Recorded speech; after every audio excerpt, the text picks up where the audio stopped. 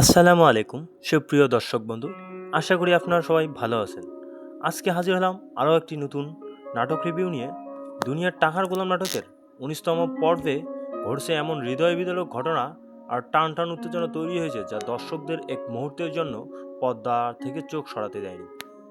এইদিকে শেহজাদের স্মৃতি ফিরে পাওয়ায় রহস্য, অন্যদিকে ঋতু ও ফাতেমার জীবনে চরম টানাপোড়ান।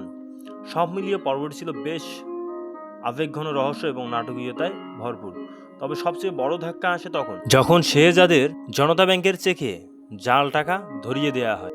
সেই জাল টাকার জন্য বিয়ে ভেঙে যায় এবং অপমান সহ্য করতে না পেরে শেহজাদের বোন আত্মহত্যা করে। এই একটি ঘটনায় পুরো গল্পের মোড় একদম ভিন্ন দিকে ঘুরিয়ে দেয়। এদিকে শেহজাদ চরম মানসিক সংকটের মধ্যে দিয়ে যাচ্ছে।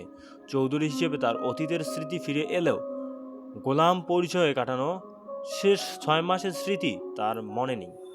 ঋতুর ভালোবাসার সব প্রমাণ দেখিয়ে নিজেকে তার স্ত্রী হিসেবে মেনে নিতে বললেও স্মৃতি না থাকায় শেহজাদ এখনও দ্বিধায় রয়েছে।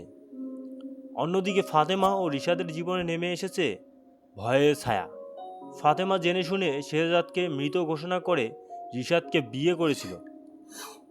এখন যদি শেহজাদ সব সত্য জেনে যায় তাহলে ফাতেমার জন্য ভয়াবহ পরিণতি অপেক্ষা করছে। সেই আতঙ্কে সে দিশেহারা হয়ে পড়েছে। পর্বের শেষ মুহূর্তে আমরা দেখি শেহজাদ এক ভয়ঙ্কর রূপ, নিজের বোনের মৃত্যুর বিচার চাইতে পিস্তল হাতে সে সরাসরি জনতা ব্যাংকে ঢুকে তাণ্ডব শুরু করে দেয়। আর এখান থেকেই শুরু হতে যাচ্ছে গল্প সবচেয়ে বড় টুইস্ট। আগামী 20তম পর্বে প্রকাশ পাবে জনতা ব্যাংকের জাল টাকার আসল রহস্য।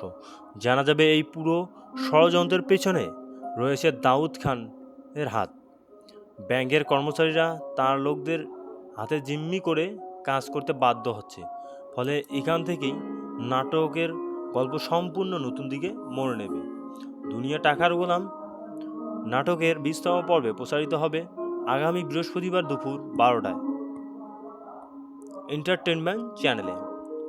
তাই প্রিয় দর্শক, ভিডিওটি ভালো লাগলে অবশ্যই চ্যানেলটি সাবস্ক্রাইব করুন এবং পাশে থাকা বেল আইকন অন করুন।